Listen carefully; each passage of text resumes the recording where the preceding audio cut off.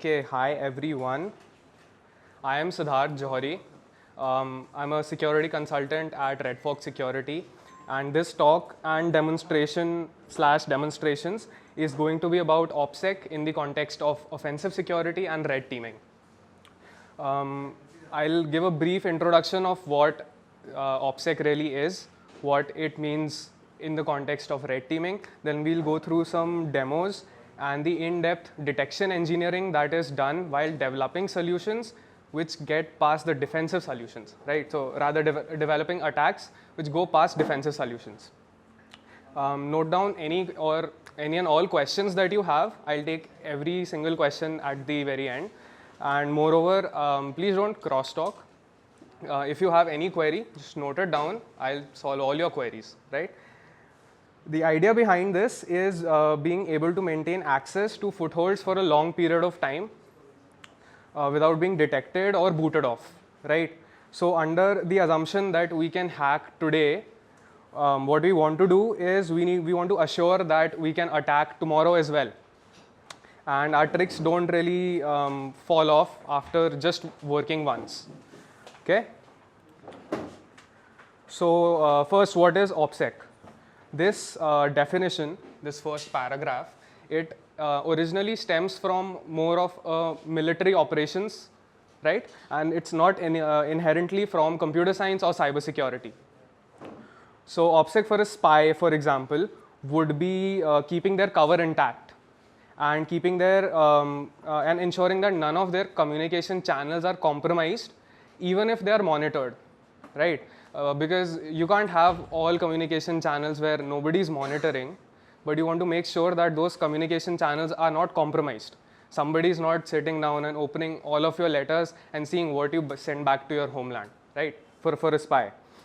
In the context of modern red teaming, it refers to flying under the radar of modern and advanced defensive solutions like EDRs, antiviruses definitely, and even the SOC operators who man the fort, who are on the lookout for any kind of an intruder. So you have to get past each and every totem pole.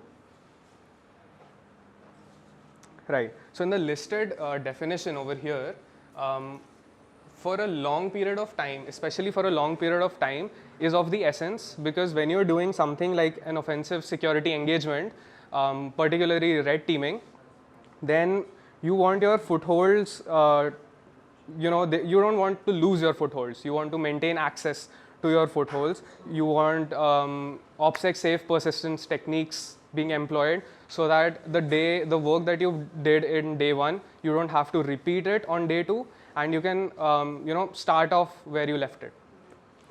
And just for a little example, we'll take the case of two programmed shells. Okay, this is not how bind shells and reverse shells always work.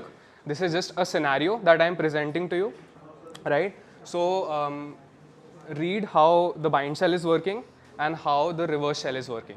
Okay, and with a show of hands, right? Take a moment, read this. With a show of hands, can you guys tell me who thinks that the bind shell is more OPSEC safe here? Nobody thinks that bind shells are more OPSEC safe? Okay, who thinks that the reverse shell here is more OPSEC safe? You think the reverse shell is more OPSEC safe? And do the other guys not know what a shell is? Bind shell? Okay. So in most of the cases, the answer to which is more OPSEC safe is usually very straightforward, and you can tell right away. But here it's a bit more subjective, right? From the first point, I would pick the reverse shell, right? Since at random times, like picking a point in time at random, you cannot really observe if a reverse shell is in play, right? Because the callback is there once a while, but the bind shell is always exposing the port, right? From the other 2 points, you would think that a bind shell is more OPSEC safe, because if your IP burns down, if the defenders get to know that this IP is the attacker's IP and they, let's say, blacklist you, right? Then your reverse shell is gone because you cannot get that call back. But with bind shell, IP blacklisting won't really do anything. You can just spin up another AWS instance and you can connect it from there, right? For both of these points, not just one. The issue with this thinking is that if the environment has a very active and experienced SOC, right, a security operations center where all the operators are sitting and monitoring all the traffic that is coming in and going out, then if they identify that either of a shell is in play, then you'll get booted off, and they won't just come after your shell. They'll come after the user by which the shell was created, the host machine which the shell was created, maybe even the network segment, and everything can go into isolation. So even though these 2 points tell us that, okay, bind shell may be more OPSEC safe because we can reuse this is less OPSEC safe because if it gets caught, then you don't really have anything to do. If the host goes on isolation, even if you had a remote command execution on it, now it's on isolation. You can't connect to it, right? So it's all in vain, right? And obviously, both of these shells can be programmed to be a little more OPSEC safe, right? For example, if I just change a few things in how these shells were created. So instead of always exposing the port, the bind shell has a time constraint. Let's say it's only going to accept connections between 12 and 1. So for 23 hours in a day, you cannot really identify if a bind shell is running, right? And let's say for the reverse shell, instead of a direct callback to an IP, we're fetching the IP from, let's say, like a paste bin, or let's say this is a paste where I am getting the IP from the DNS query over here, right? Maybe I've hidden the IP in the TXT entry for this, and then I'm calling back to that. I can always change the TXT entry, right? So this won't burn down even if they block an IP. I can just go and change it here because I know the logic works in a way that it's going to fetch the IP from here and then give a callback to that. And this is something that I am controlling and it's not hard coded, right?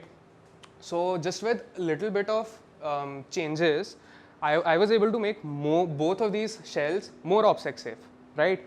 And basically everything can be made more OPSEC safe.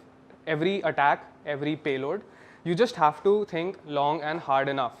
And you cannot just rely on, I know how to write good malware, right? Because I may know how to write good malware, but if it is going to create the same indicators, maybe host indicators, maybe network indicators, that the defenders know how to stop, then it's no point if I got the shell through a indirect syscall or a Windows 32 API, right?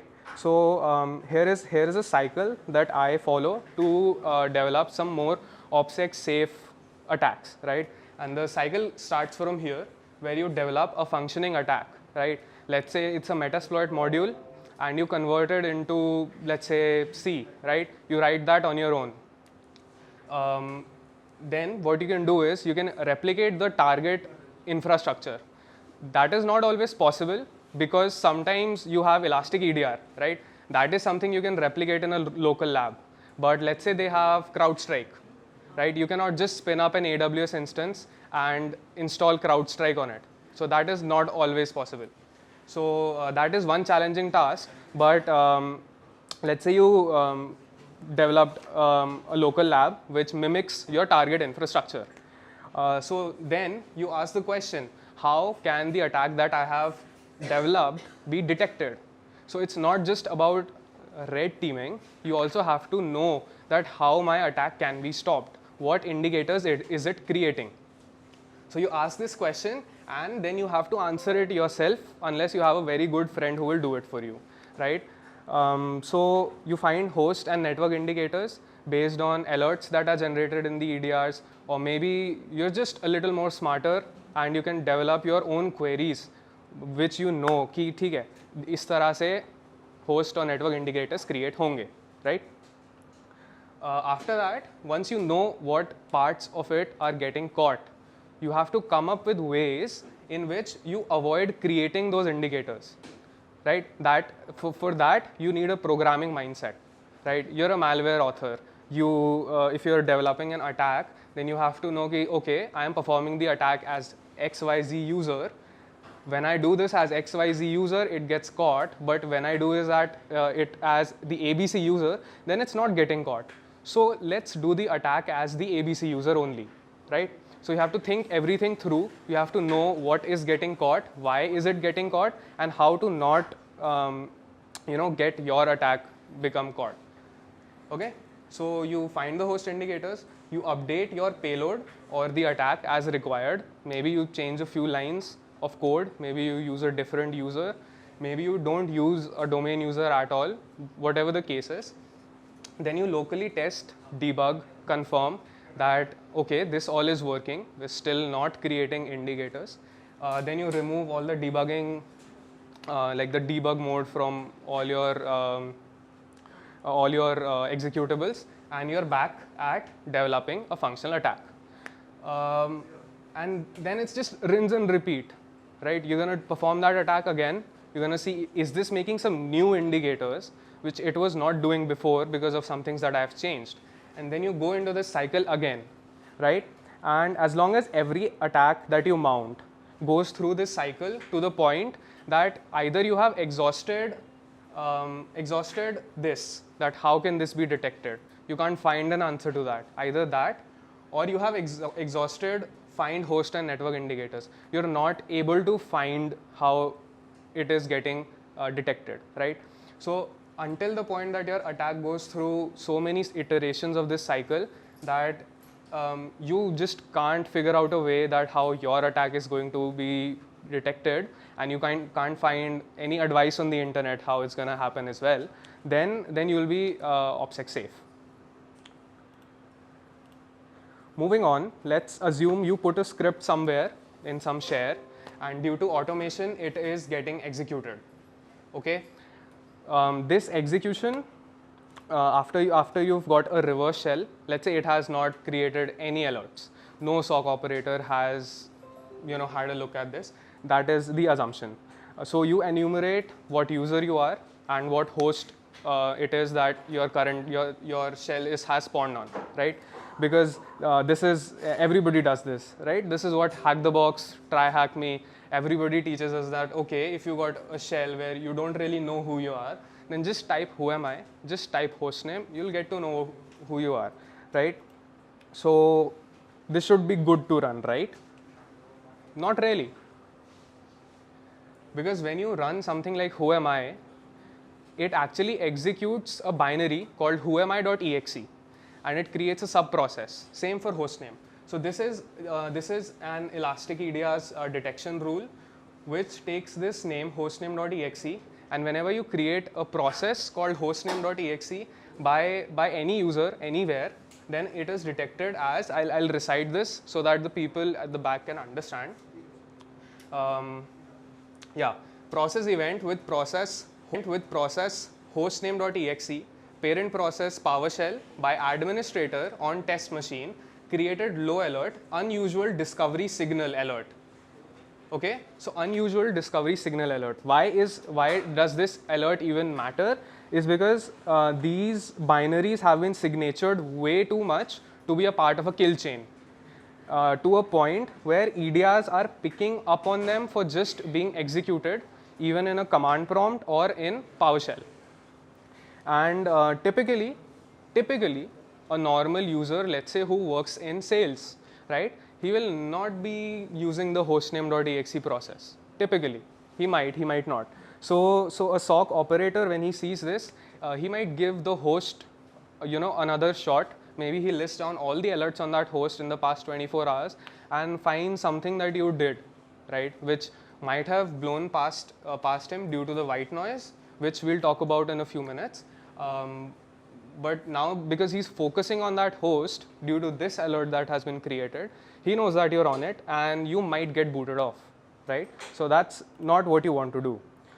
What you can do instead I'll zoom on this for the people at the back, is find alternatives, preferably no binary invocations, because whenever you execute a binary, you're creating a sub-process, and eventually all the EDRs, all the SOC operators can write a rule where a process name has to be banned. Like hostname.exe has to be banned because only hackers do that stuff, right? If you use something like net, right, net.exe, that also gets picked up.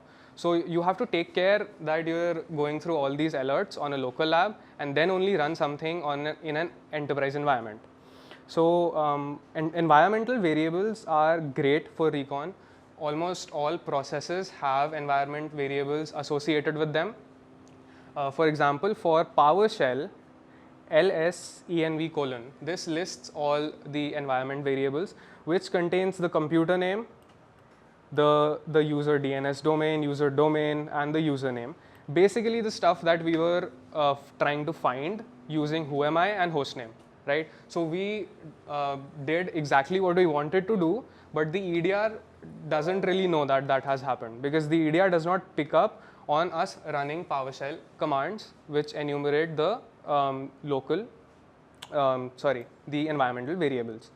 And one more thing, you would not naturally know that you have to avoid typing hostname.exe, right? सपना नहीं आएगा, right?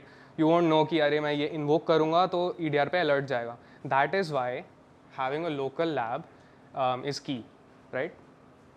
Let's say, okay, now assuming you have got a local admin access on a device and you want to extract some juicy credentials and hashes from the device, right? And the most convenient way to do something like that is using something like netexec. So let's actually try and do that. We'll move to the demo. Okay. So okay, these are the alerts for the last 20 minutes. So no alerts basically, just this my first rule, which is basically that this host is live. And let's also check that it is healthy. Yeah, so this is our fleet server, Kali, and that's the test machine on which we are going, which is the domain controller on which I will be performing attacks. All right. So not this. Yeah. So let's use netexec and dump the SAM and LSA credentials using netexec.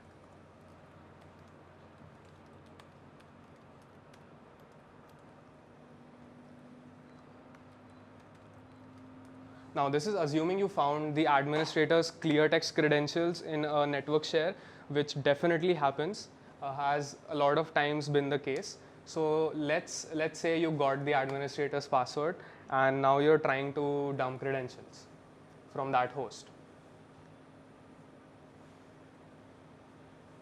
Okay, I'll zoom out a little bit so you get the idea.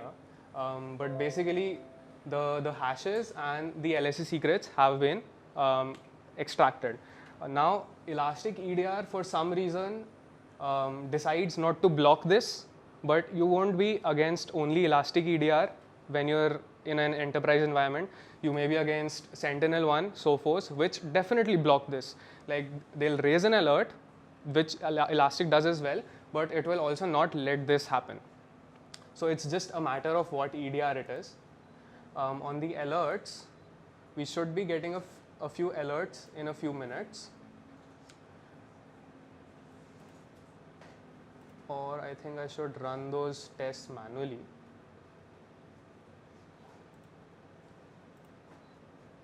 Is this live?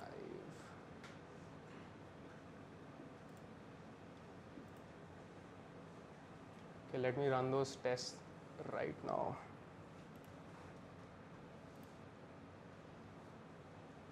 Now, just because of like time constraints, I'm going to run these rules manually. But typically, all of these rules get executed every 5 to 10 minutes. Potential registry.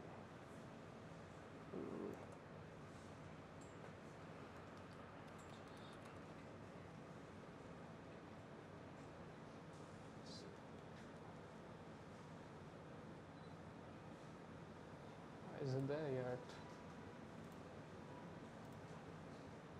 Okay, for some reason it's still not there.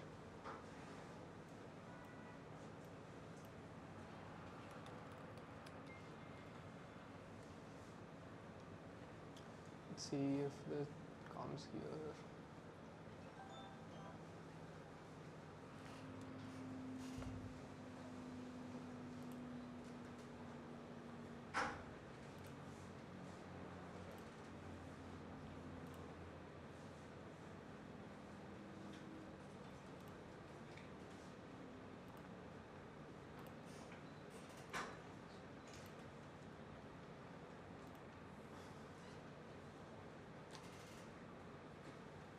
Alright, we'll wait for the alerts to show up here before moving on, but basically it does create alerts over here. Oops. It does create alerts over here, and I knew this might happen because the demo gods are not always happy with us. So I had some pictures taken. Again, this is how we did the attack. And this is an example of how the alerts show up on the EDR dashboard, right? We have potential remote credential access via registry, and we've got 4 counts of over 10 in 15-20 minutes. But by the time that I took this screenshot, we had 6 alerts, out of which all of them were high, right? So we've got 6 alerts, all of them high, and 4 of them saying that it's a potential remote credential access via registry. Now that is something that will light up in a SOC dashboard, right? Any operator that is sitting on this, who's monitoring this, will see this and immediately put the host on isolation, right? So let's say you did get like good job, you got the administrator, but you can't really log in because now you can't even ping the host, right?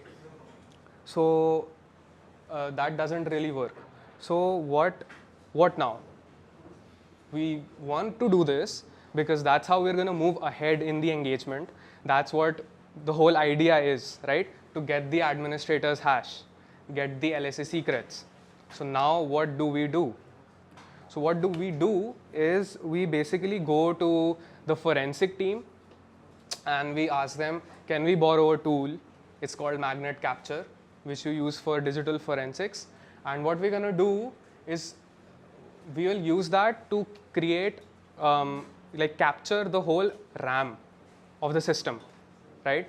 So why do that? Because the live memory has a copy of the registry in it. Because the registry, if somebody does not know, is basically the environmental variables, holds kind of like the environmental variables, or like is the secrets management solution for Windows. So the live memory has a registry in it, SAM Hive, the security policy secrets in HKLM, and the encryption key as well. So essentially the SAM hashes and LSE secrets are there in the registry. We can extract these lucrative strings from memory and we don't really need to even code at all, right? Let's see if this shows up now.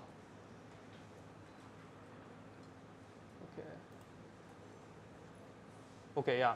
So we have, this time it's just 2 alerts. So it's not very consistent how many alerts are being generated, but one thing is consistent, that we're getting alerts by the name of potential remote credential access via registry, right? Even if you're not a SOC operator, when you read just this one line, what goes through your head is somebody is trying to hack. Somebody is doing something very shady, and if it's the guy from sales, he's definitely got hacked. No programmer is going to do something like this. If it's, no sales guy is going to do something like this, right? So, alarm bells go off when any operator sees this. So let's look for the alternative that we're going to do. And I hope the alerts don't barge in on us now, because now what we're going to do is we're going to capture the memory for on the Windows host.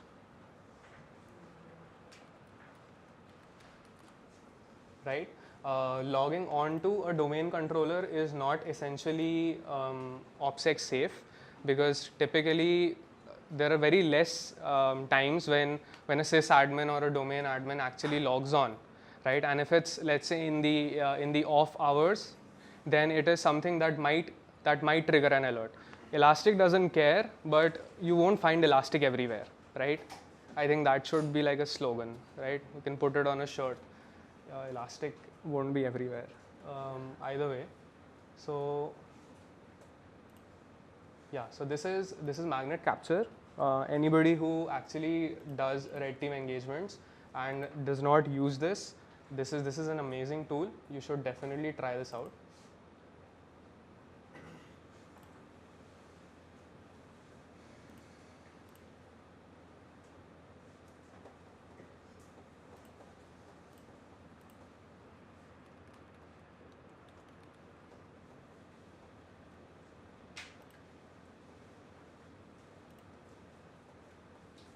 Okay, that's pretty much it. The EDR is not blocking us.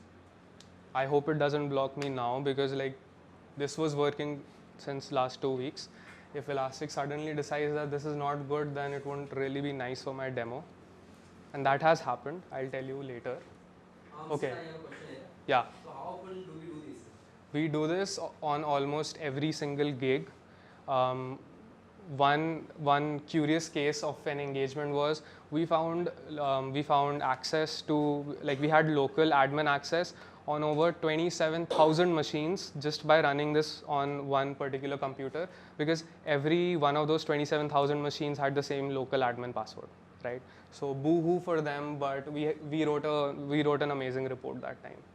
Yeah, guys, I think this is one of the techniques that we regularly use in our red team engagements, and almost all the time we await the EDRs that are running on those systems, which is showing you that this time it is EDR, but many other EDR systems like CrowdStrike also don't detect this kind of attack. So a popular attack indeed. Yes, Siddharth, continue. Yeah. So guys, one more thing. Guys, if you have any question, you can ask questions in between as well. okay. So we do not have any new alerts for grabbing the memory, right?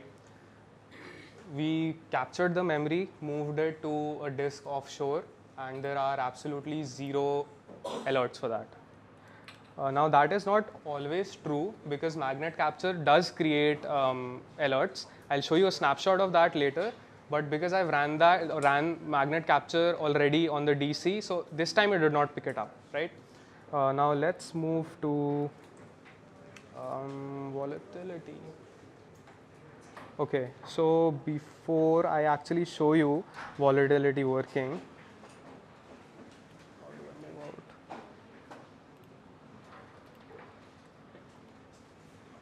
yeah, so we scavenged the memory, right? We got the memory, we moved it to a disk offshore.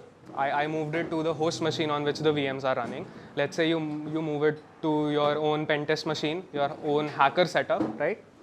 Now volatility 3 has some modules which make it so that we don't have to manually scavenge, we don't have to manually write code to get these administrator hashes, the SAM hashes, or LSA secrets, right? We don't have to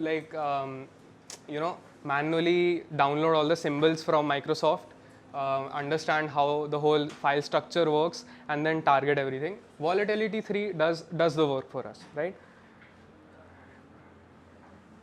So let's go ahead and run volatility 3.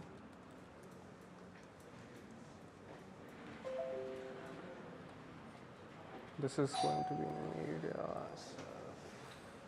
I think it was test machine. Yeah.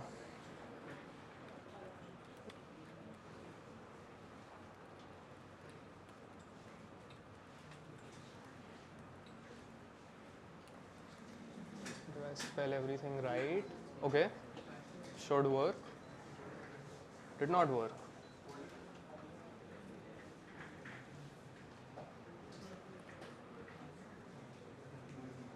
Was it this? Okay, wasn't that? Great. I think this is a different version that is here.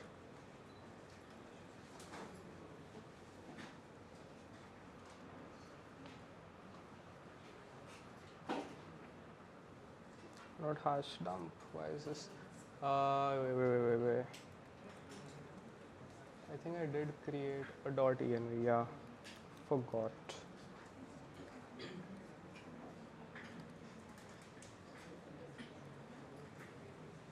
Yes. Okay, yeah. So some dependencies were not installed. My bad. Sorry for wasting your time. But so basically now it's scanning the memory layer using a module called byte scanner. It pretty much does all the work for you. You don't really have to know the intricacies it goes through. But essentially it will dump all the SAM hashes from this one file that I created. Now these two VMs have a shared like a shared location on the host machine where I saved the Windows file and from where I'm reading it right now. Okay, takes a while, but here are the administrator hashes, the SAM hashes basically, and similarly we can also get the LSA secrets.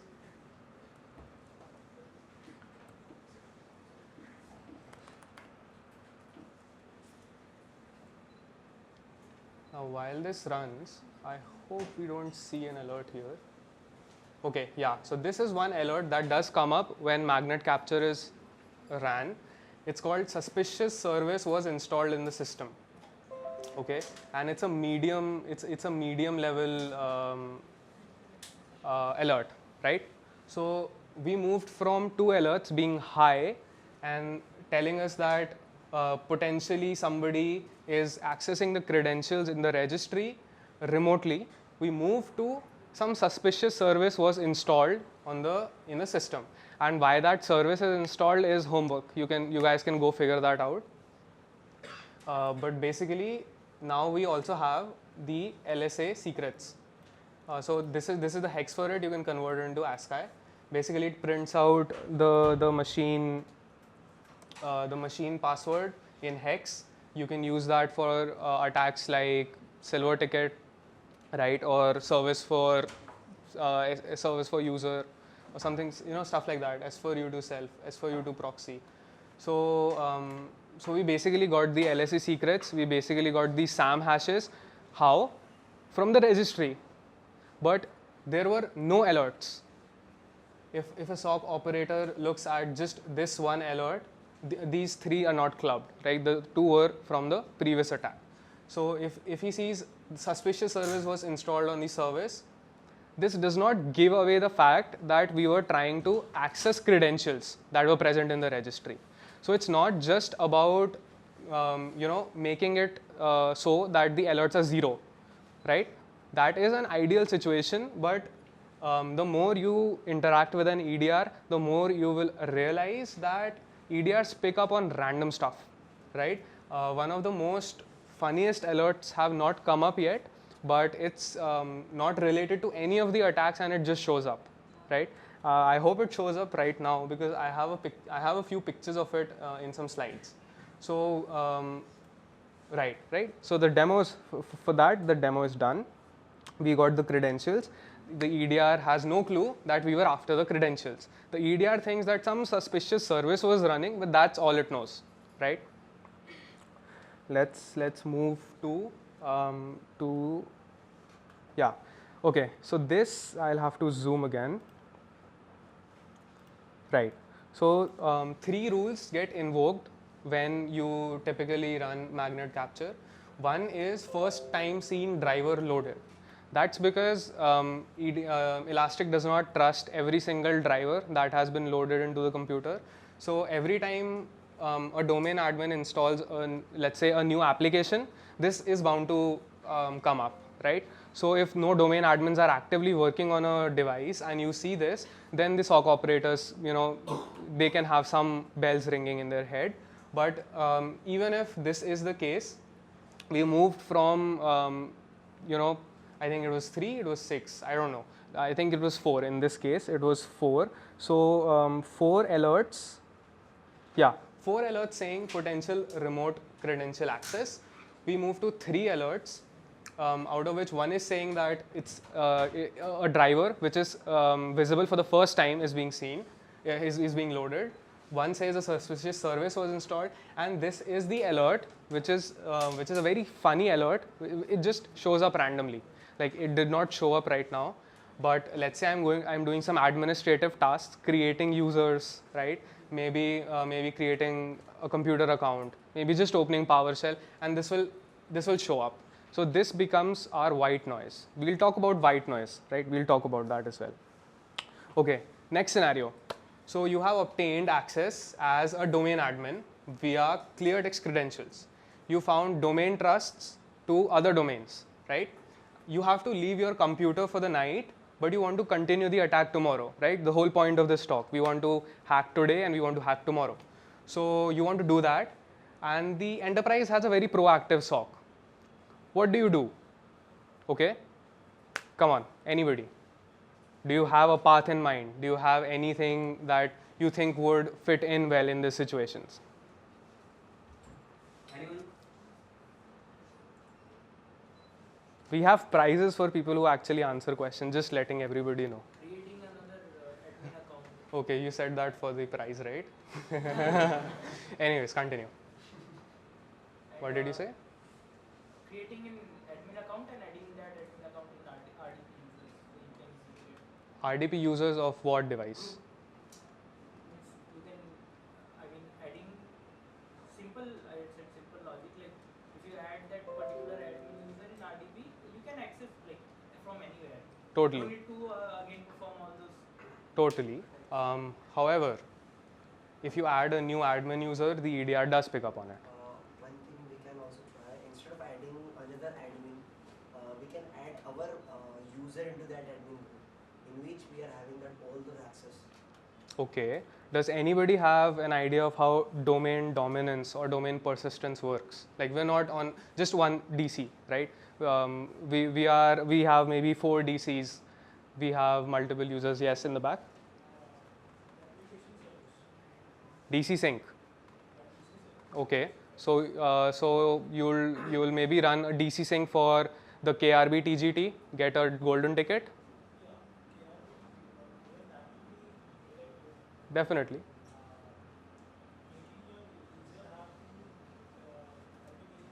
Giving it the ACLs. But what will you do with those ACLs? You have to use those ACLs, right? Right. So that's the whole point of it, right? If you follow that cycle that I showed before, you would correctly ask that person, please, what is your name? Omkar. Just as how Omkar said, you would probably want to run a DC sync, and you maybe want to get the KRB TGT's hash, develop some golden tickets so you can go to sleep easy, right? And if you don't go through that cycle, you would perform the DC sync attack, get the KRB TGT hash, and make a golden ticket that is valid for 10 years, and then go to your buddy's house for some pizza for the night, very happy that you got the DA. And but what happens the next day is that all your footholds are gone. The passwords to the domain admin that you found in the share have been rotated. The KRB TGT account's hash has been rotated. Why? What happened? For that, you would have to look at the EDR's dashboard, which is 102 alerts. I'll zoom this in for the people at the back. You have 102 alerts, out of which 100 are for potential credential access via DC sync. Okay, if you do it just for KRB TGT, it would not be 100, but it would still be there, right? We have so this environment has about 100 users, so you have one alert per user, right? Almost one alert per user, because there are some users which are not really active, and the alert is potential credential access via DC sync, which is horrible because the alert lists out what user actually performed the DC sync, right? And once that user has been compromised, or rather when the SOC knows that this user is doing some shady business, then the SOC is going to disable this account and make a track of what this user was doing for the past few weeks. It will the SOC will understand each and every step that you took that was noted by the EDR. If you placed persistence somewhere, anything that you abused using this user will be highlighted. So if the SOC had ignored it before, they will not do that now, because now they know that this user means some shady business. That is why all your access will be gone, right? This is DC sync by an administrator, as I said, for 100, 103 users. But before we can modify the attack to make it more OPSEC safe, let's just do a small primer on what the exact really is, on what the attack really is for people who may not be familiar with it, right? What exactly is DC sync? It's a legit Active Directory feature. It's not something that is just there for the attackers to abuse. It's a set of 3 ACLs, as Omkar was saying. It's these 3 ACLs. And what it does is it allows a principal to duplicate domain data. Domain data contains objects which can be users or computers, their information, their descriptions, their SAM account names, their UUIDs, GUIDs, everything, including their hash. So the attack that we just performed, we were just gunning for the hashes, right? We duplicated their hashes and saved them offline. This process of duplication is usually and ideally only done by domain controllers. Why? Because let's say you have a very big organization. Excuse me? Can you please lower the volume on that? Or like shut it? So what DCs, like in a very large enterprise environment, let's say you have 5,000 computers, right? If one DC is managing 5,000 computers, then it will get overwhelmed. So you will say, let's have 3 DCs, and it will act as a natural load balancer. किसी पे ज़्यादा load हो रहा है, so the queries will all automatically be redirected to other DCs, right? But how do the DCs know कि किस DC पे कब क्या change हुआ है, right? Let's say you are an administrator, right? You created a new user, and this creation of a new user query went to DC1, right? And a user from a different network segment wanted to know who the current users are in the domain, and that query went to DC2. Now, it's not possible for them to hold different data. Like the DC2 can't say कि DC1 को जो user query आई वो नहीं है domain में. नहीं, वैसा नहीं होगा, right? All DCs have to give the same answer. So for that, they coordinate a sync between them, so that constantly every DC has the same database of all Active Directory objects and their properties, right? So hence, domain controllers doing DC sync is something very common, happens all the time in the network. But a user actually abusing these or using these is not typical. And since it's not typical, it can it can raise flags, because in daily administrative tasks, why would a domain administrator want to duplicate the domain data, right? Or even duplicate one single user. But yeah, domain admins do have this right, because they have the right of most of the important ACLs on the domain object, but it's not ideally used by domain admins, right? And this is how the objects in Active Directory look. It's a sidebar, just making sure everybody is on the same page. Every object has 2 ACLs. What is an ACL? ACL is a list of access control entries, and access control entries are basically like a 3-segment list or an entry, 3-segment entry, which lists what principal has what right on what object.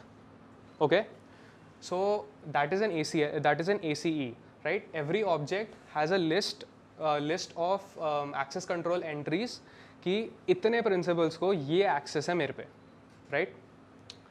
And the 2 types of ACLs are discretionary and system access control lists. Why are we even talking about access control lists? I'll let you know.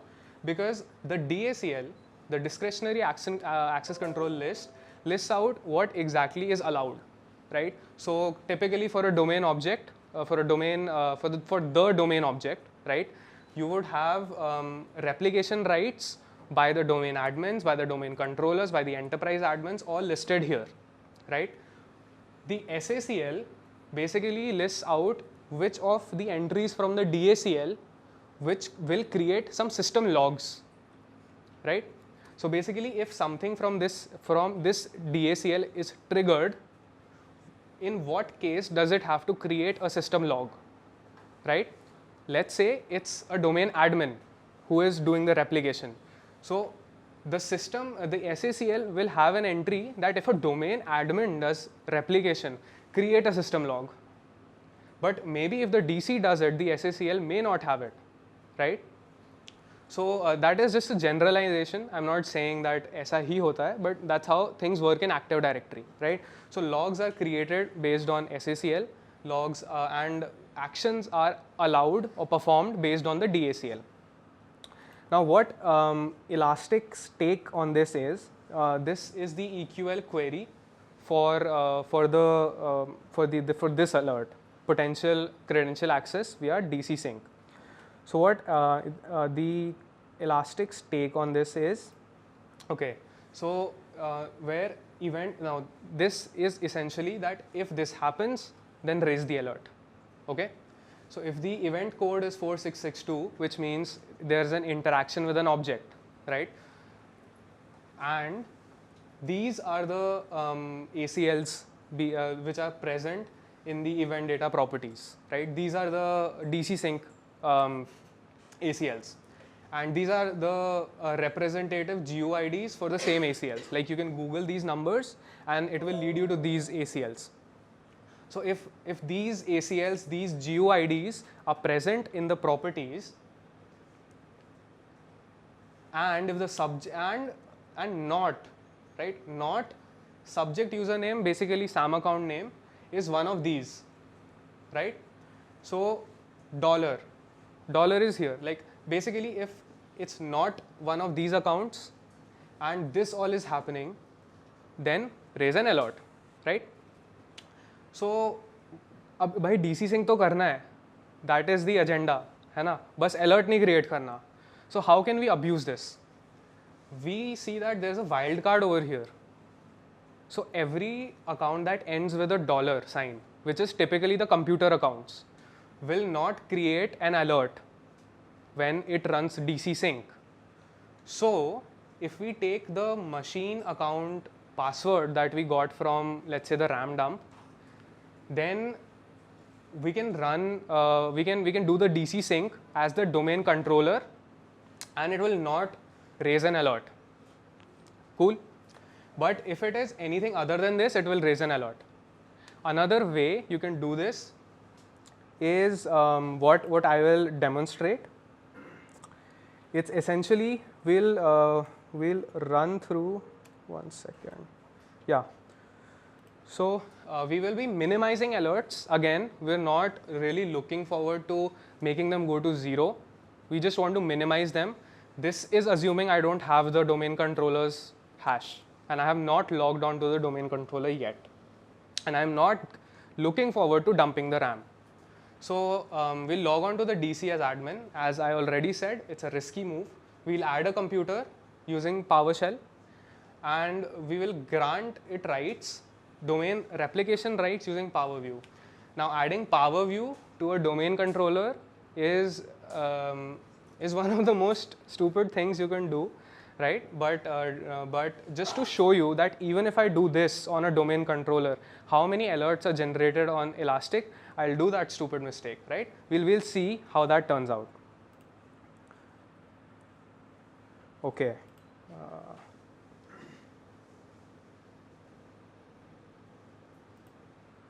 Okay, so now the interesting thing is that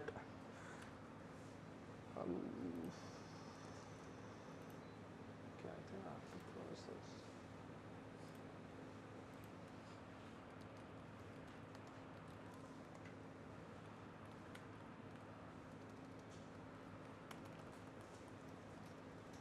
Okay, I hope this is visible in the back. If not, please let me know.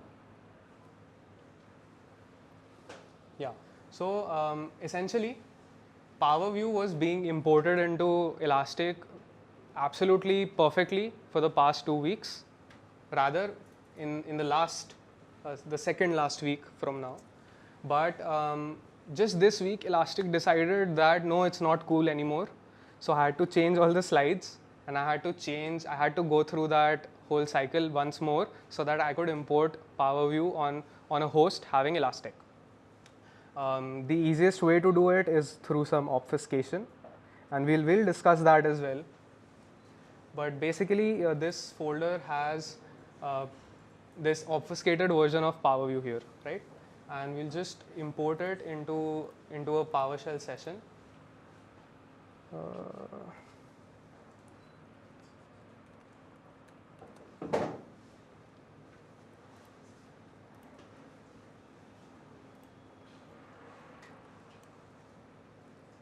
Oops.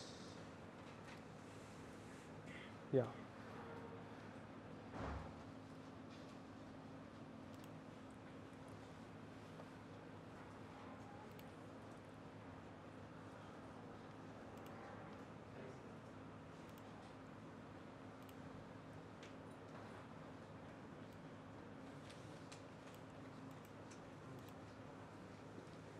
Okay, so this is just using the Active Directory module, which is already installed in all of the domain controllers, to add a computer with the password hash 123, right? This will create a computer object, and that's done. Now we will import PowerView on this. I'm sure you guys have seen this Cradle before.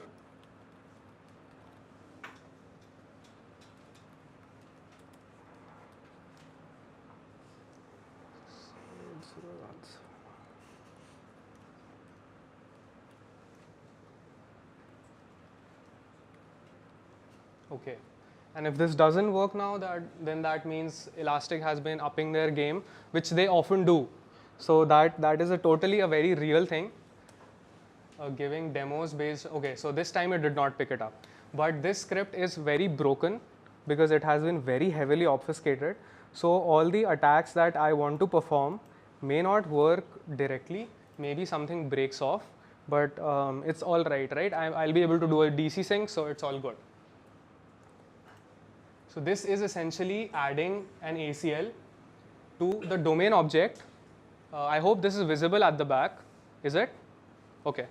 So this is essentially adding an ACL and giving it. Anyway, can you please zoom a bit more? Yeah. Okay. I'll zoom it a bit.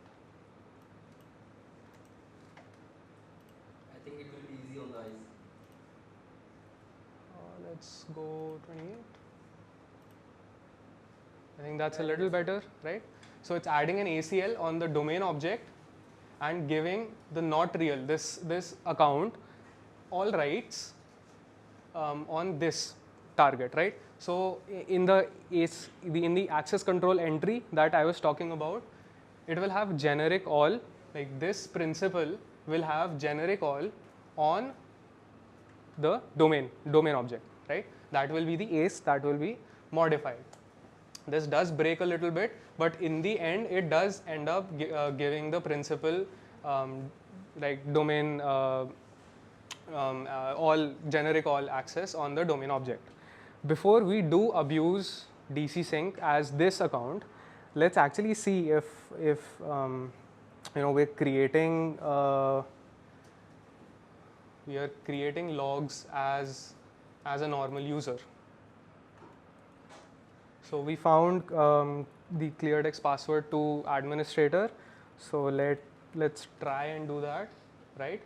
This will basically target this host, authenticate as the administrator with the cleartext password, and try to get all of the credentials using DC sync. It does dump the SAM and the LSE secrets. It does break offs because randomly Elastic decides that okay, some of this stuff may not be right, but we end up getting getting the hashes of almost all of the accounts, right? It has, I think, Adam Smith 50 and Brett Collins 50 tak hai, right? So I think we got almost all of the users there. Right. Let's see if this shows up on the Elastic EDR. It does take a while. Sometimes it's very fast. Okay, like this. So 100 counts of potential credential access via DC sync, right? You do this and you're gone. In an engagement, what you want to do is also do password review for the target organization. So ideally, you can use the credentials that you've gotten, crack them, and give the organization, a view of this is how many passwords are being reused. These are very easily crackable and stuff like that, right? But if you do it, you're gonna get booted off. Password review तो दे दोगे but तुम्हारी report में note जाएगा we did all this but the sock caught us right so you don't want that you want to come out on top. So instead of doing that, and note that we did not get even one alert for running the power view, right? We imported power view, 0 alerts.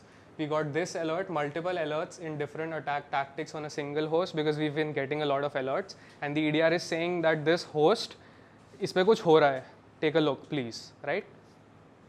So it's not really relevant if you're being OPSEC safe. If you're not deliberately creating alerts like I am, then this would not show up. So 0 alerts for running power view, which seems like a joke but really isn't, and we have 100 alerts for potential credential theft. So now let's actually run the same thing, but not as the administrator.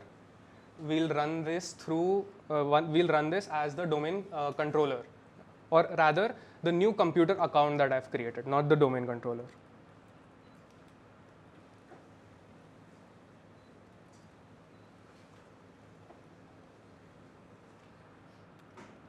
The name was not real, and we'll add a $sign because we are authenticating as a computer account, right? That's how computer accounts authenticate.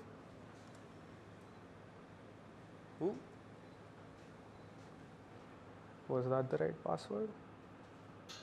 1 second.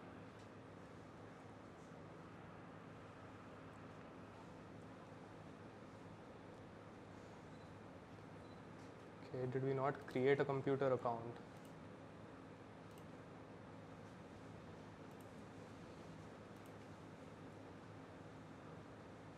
Okay, it is there.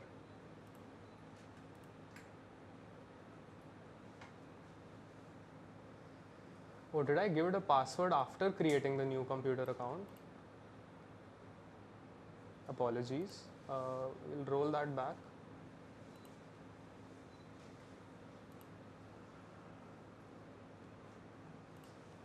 And if you want to see how it looks in a server manager, like it looks from the perspective of like a sysadmin or a domain admin, then this is basically the domain, the domain object.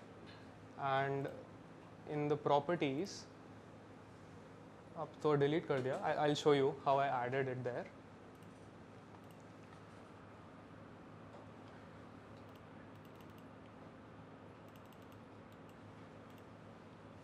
Okay, so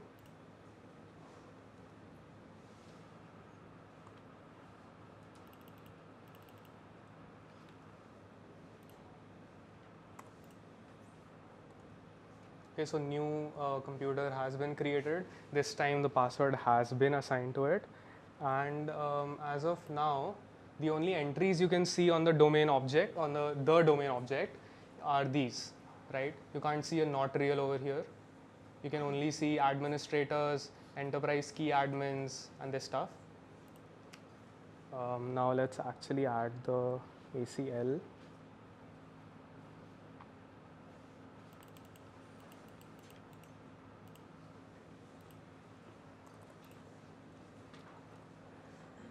Yeah. Now if I refresh this,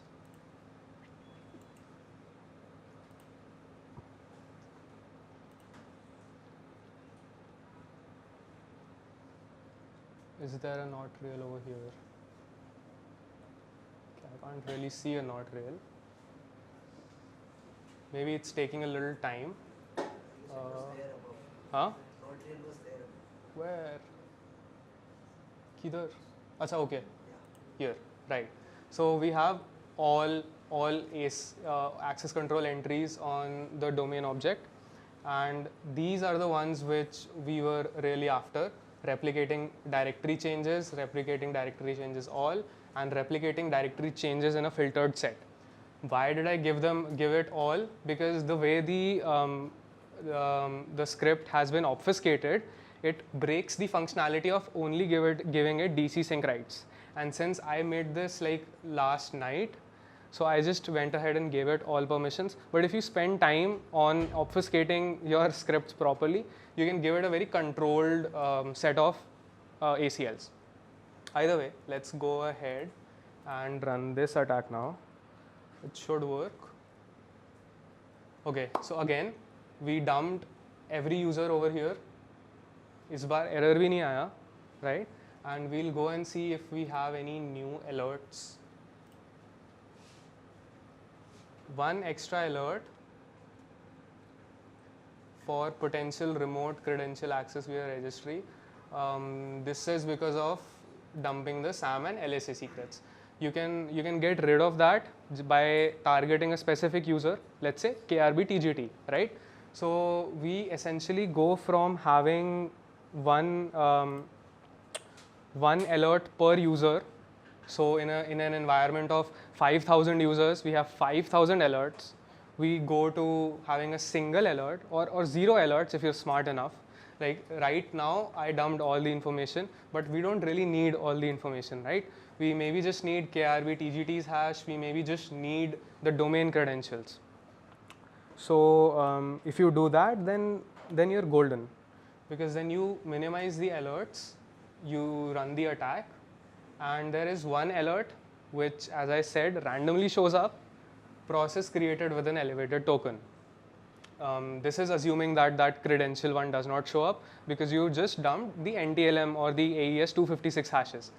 So you went from having 100 to more than 100 to only one alert.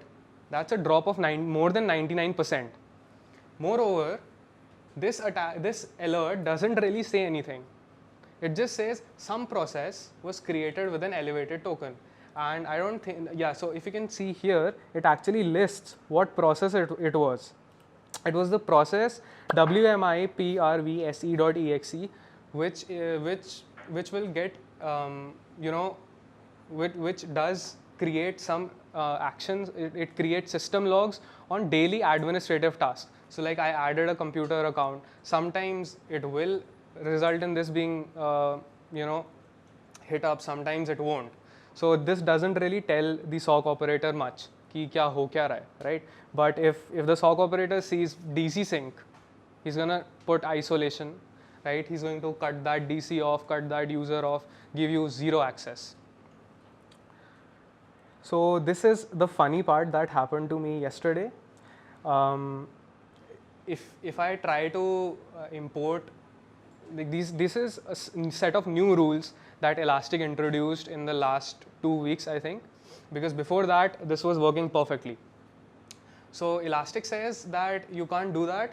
It's malicious behavior. Elastic Security prevented potential pen testing PowerShell script, which is absolutely correct. PowerView is a pen testing PowerShell script. So kudos to Elastic. And this particular slide, again, I'll zoom it for the people at the back. It is an alert which gets raised where DNS queries, DNS traffic goes out to these particular DNS names, right? So Google Drive, Ghostbin, Pasty, OneDrive, ngrok. If you notice a pattern, these are mostly alternatives of either Pastebin or GitHub or any place you can, as a user, go and store files anonymously, right? You just have to create an account and you can put stuff there. Moreover, we also have a special mention of Slack and API.Slack, right? Which is interesting because in recent, if you look at recent threat actors which are being identified, they have used a lot of Slack API to smuggle in malware. So this is just a reflection of how up to date Elastic Security keeps their rules, right? So if a threat actor moves from organization A to organization B, they will have to change their tool set because Elastic is catching up, right? Okay. Yeah, a little obfuscation was required. If anybody is interested, they can go and take a look at this particular tool called invoke obfuscation. It essentially breaks your script into a lot of parts. If we do have time at the end, I'll show you how that works. But basically, what it does is let's say there's a word called invoke mimikatz. It's going to break it into invoke plus dash plus mimikatz, right? So if invoke mimikatz gets detected, maybe invoke doesn't get detected on its own, plus does not get it detected on its own, and so on, right? So it breaks a lot of things. For me, it broke the functionality of giving it just DC sync rights, right? So it's not a one-stop solution for obfuscating PowerShell scripts, but it really helps when you have a demo the next day and you have got to show something to the people who are coming to see this stuff, right? And one more solution, if you really have to import scripts from, let's say, a remote location, then you can use IPs, because a random IP will most ideally not be in one of the Elastic's default rules, because Elastic doesn't know who is going to attack whom, right? That is, IP blacklist is something that organizations do on a more organization level, and EDRs don't really get into. And transparent proxies, again, if you use transparent proxies, that's your go-to for spiking payloads and smuggling in malware. Now let's move to a very important part of this, because we were talking about domain persistence, right? So let's just create a domain, a golden ticket, because KRB TGT का hash निकाल लिया हमने, right? Let's create a domain persistence golden ticket. Okay. Right. I have no clue why this is breaking, but let's open up a new shell.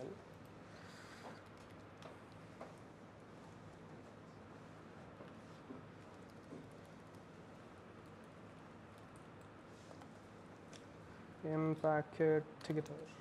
Okay. So we'll talk about how golden tickets work.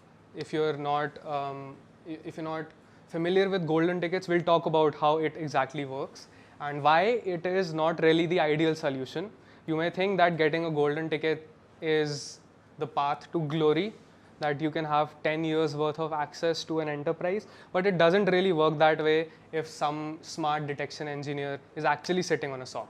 So this is the process of creating a golden ticket, where you give this particular tool the DC's IP, the NTLM hash of the KRB TGT account that we just smuggled out using DC sync, the domain SID, the domain name, and whatever user you want a golden ticket for. And I want it for the domain admin, of course, right? So it created a golden ticket in administrator.ccache. So let's export it and check if it works. Perfect.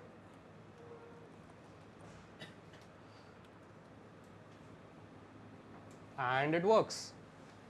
The DC is pwned, right? It's showing pwned, that means, and a plus here, that means successful authentication is there.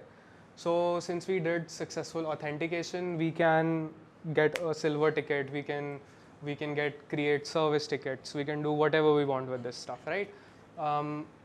Does this create any alerts? Okay, so that is the question here.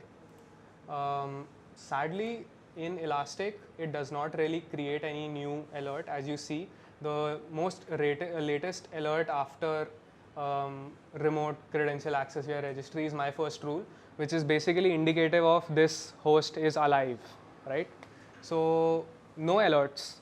We created a golden ticket, we authenticated using a golden ticket, and if you want, you can actually go ahead and get some service tickets using that golden ticket and Elastic doesn't stop you, right? But in reality, when you actually have more potent what do you call it, EDRs in an enterprise environment, you don't really want to do this stuff. Like you would think that are we good? No, we are not, because Elastic doesn't detect golden ticket attacks. Other EDRs do, they will do, and if you have a very nice SOC in front of you, they have SOC operators who have written SOAR playbooks, and those SOAR playbooks will very easily catch this and isolate everything that you've touched, right? And golden ticket is not inherently OPSEC safe. How does golden ticket get detected? Okay, this is the normal flow. I think I should zoom it a little bit.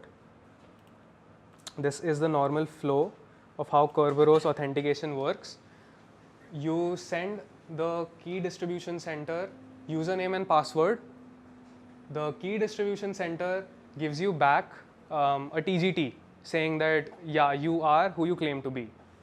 Then you send that TGT that you just got back to the KDC and say ki I want to use this service. Like it could be CIFS, which is basically access to the disks, right? It could be LDAP, it could be anything. So you send that request. What the KDC does is it takes your TGT, decrypts it using the KRB TGT's hash, looks at your details and goes, okay, since this is encrypted by the KRB TGT hash, that means this must be legit.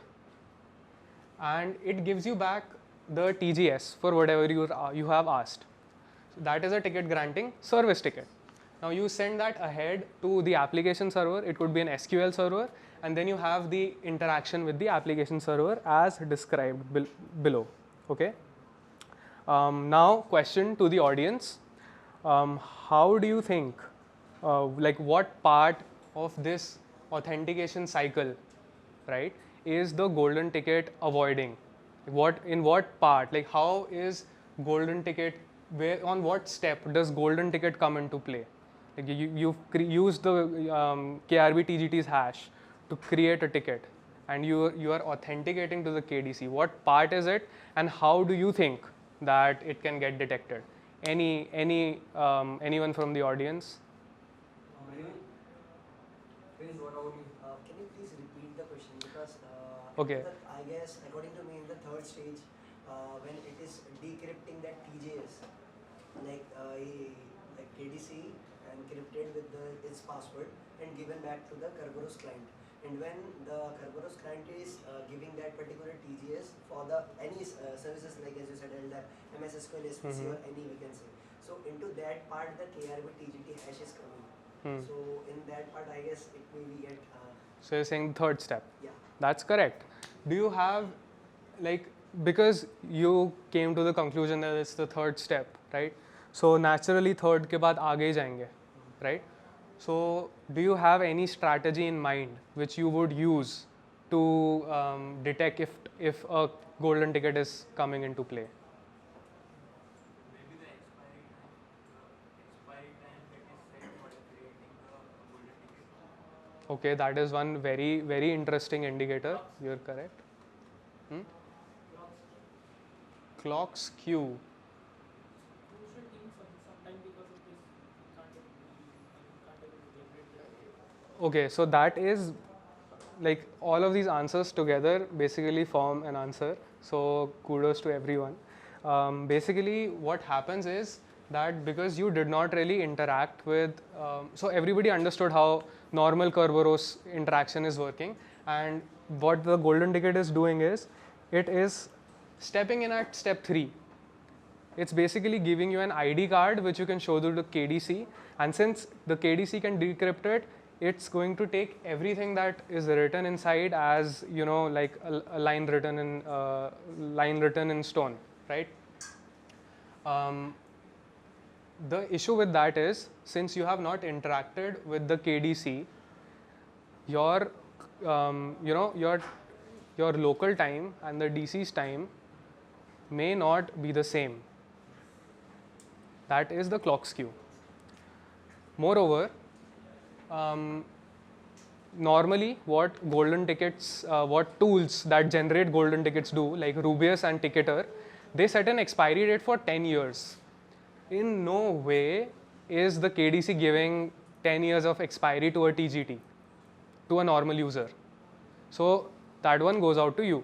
That's how you can detect it, right? So clock skew, the expiry date, and then comes the fact that there are sequence numbers on TGTs, which are partially derived from the time, but essentially you can in an idealistic environment, you can list out which TGTs did not have the preceding AS-REC and AS-REP. So if your TGT does not have a preceding authentication request and response, then it's definitely a golden ticket, right? So keeping all of these things in mind, I was going to talk about both of those things later, but yes, that is definitely an indicator. But this is one of the biggest indicators, because one database query on the logs can tell you that, dude, this is not a normal TGT. Usually authentication होता है, फिर ID card देते हैं. इसको सीधे ID card कैसे मिल गया, right? Now the funny thing is, the key distribution center does not care. वो ID card लेके खुश है. He does not care कि उसको किसने दिया, कहाँ से दिया, right? कोई two-factor authentication नहीं है. Elastic also does not support such queries, इसलिए Elastic does not detect this. But detection engineers can write playbooks. They have all that wizardry that they do on their dashboards, and they can create a graph which lists, which can literally tell you कि कब शुरू हुआ golden ticket का usage and किस step पे golden ticket का usage हुआ है, right? So but again, करना है ना, ये करना तो है यार. Domain persistence चाहिए, domain dominance भी चाहिए, and golden ticket सिर्फ dominance के लिए थोड़ी होता है. Parent child abuse भी तो करते हैं, right? Parent domain को भी abuse करने के लिए golden tickets use करते हैं. So how do we do that? We create a diamond ticket, which is a much more OPSEC safe way of a golden ticket, which is essentially instead of skipping the first two steps, what I do is I make a request as a normal domain user that I am pentest user 123. This is my password. The KDC gives me a TGT that, okay, you lowly peasant, have your ID card, you have no rights, you are just a domain user. Now since I have the KRB TGT hash, locally I can decrypt that ticket. I can act as God and I can decrypt that ticket and change whatever is written inside of it. In the process, I get the sequence number of the TGT, and I get what, the clock skew does not become an issue, because I can read कि उसने जब दिया मेरे को ticket, तो locally क्या time हो रहा था, because that is mentioned in the ticket. So I do step 1 and 2 as a normal domain user. At step 3, like between step 2 and 3, what I do is I change that TGT. I change that TGT to reflect that I am the domain admin. And when I give it back to the KDC, after encrypting it with the KRB TGT hash, the KDC is going to decrypt it with the KRB TGT hash and just say, बढ़िया है, ID card है इस पे, सही होगा, right? Stuff like that. So that is how you can, and say the same thing can be used for abusing parent-child domain relationships as well. You can sneak in an extra domain said, the KDC won't care, right? Now the last topic before we finish is white noise that I have mentioned multiple times during the talk. This is a snapshot of what Elastic EDR really caught on during the time I just left it idle for around half an hour. Then I did some administrative tasks like adding a user, adding a computer, changing ACLs, using PowerShell to do some stuff, try to set up some automation, and it created 11 alerts just by me acting as a normal domain admin, by me being a normal sysadmin, right? And this is again that very funny alert that is generated, which doesn't really tell you anything, Like this can be mapped into different telemetry. If you timeline this, then this may help you, but on the first look, this doesn't really give you anything at all. And again, my first rule is as useless as it is. More of that, due to these 10 alerts, the one alert that I generate during DC sync will blend in. This will act as natural camouflage for me, right? As an attacker, I can go in, I can create one extra alert for one host in, let's say, a domain of 5,000 computers.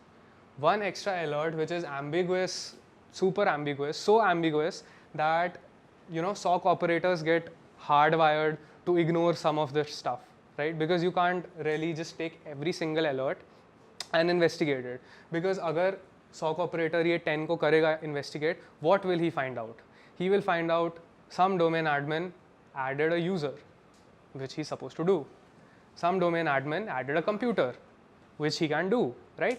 So this acts as the white noise which blinds, which goes through the SOC operators. Now this is playing on a little psychology, but this is something that you can actually use, and this is something that I have observed with Elastic. I don't know how much CrowdStrike dashboards look like this, but if you go on Reddit and you go through some threads talking about EDRs, you'll realize how many people call CrowdStrike as Clown Strike because it creates an alert for every unknown executable, right?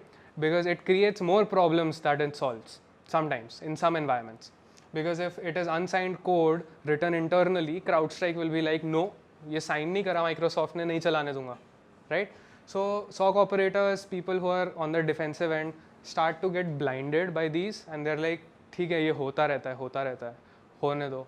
हम तब ध्यान देंगे जब कोई registry पे credential access मारेगा, right? So that is what white noise was referring to throughout क्या कहते हैं, the talk, and these basically act as false positives which can mask our actions. Now, questions? Any questions? I have one question. So how often did we get detected in our engagements? Okay, so I have seen multiple people here, some very guilty people here who have used the domain admin hash to run a DC sync, right, and with environments having more than 1200 users. So I am sure that the SOC was not very happy about that. I am pretty sure that we do create some alerts, but we also do most of the stuff undetected. So whenever the one thing I want to add here is that whenever we perform DC sync attack, it's when we have already compromised the domain. So before performing this attack, we take authorization from the client that hey, we are going to perform this attack, don't kick us out, because we have already compromised you and we are just doing this activity to check your password hygiene. So these kind of things. So yeah, often we get it undetected when we have already compromised their domain. Yeah. Any other questions? Yeah. So I was also performing a Red Team engagement at one of our clients. So the main game is the detection tools. Only we need to bypass it and all those stuff. So in general, what I had done in that scenario with the pen drive, executable pen drive, that names is lazy soft. What I had done, I had just obfuscated all the security solutions. Like if there is a Windows Defender, so I had just renamed it as a Windows Defender 1. And if there is a Trellix, so what I had done, just Trellix 1. So after doing all these stuffs, what I had seen that no like alerts is getting generated at their end, nothing was happening. So is it very much safe and we can perform it anywhere else? Because I had done this at only one client. So what about your idea about that? Okay, so I have played around with Elastic a lot, and one of the things that Elastic catches on is the process name, like hostname.exe kara, right? So वो उसको catch करता है. If you try to do some Kerberos interaction with any other host using Rubius, Elastic is going to catch that and say कि सिर्फ lsas.exe is supposed to do these actions, right? What if you name your executable lsas.exe? No, my question was like if I'm renaming the Elastic only, so there is no Elastic tool in my system. Then what about? So you're saying you're messing with the service executables. Into my own system. So there is no. I mean, see, technically you're the local admin. And what you can do is you can create a firewall rule which stops the communication with whatever the fleet server is. So even if you do risky stuff, that those do not get reflected on the dashboard. You can mess around as much as you want on your system, but if you rename it and nothing is getting detected, then that means that the host has gone offline. And if your host goes offline for more than 5-7 minutes, that raises yet another alert कि इस host को कुछ हो गया है. You did not put this on isolation, yes, yet it is not online. That engagement was like 21 days. So after 21 days, the SOC team came and they were like, you had created an admin user. So is it for testing purpose or for? And at that time, we had just completed our Red Team engagement. So yeah, so locally the agents do collect logs, and whenever they get a chance to reconnect to the server, they blast the logs कि पिछले 5 दिन में ये हुआ है, right? Stuff like that. So yes, if you reconnect, if you rename those back to, let's say, a Trellix, then everything will get reported. That is something that is only a temporary fix, because as soon as they rename those service executables, let's say from their end, they will know your whole history. तुमने exactly क्या किया, what exactly was your kill chain. So that is that. Yeah. I think that's it from Siddharth. Yeah, that Thank is. you, Siddharth, for having this. Thank you.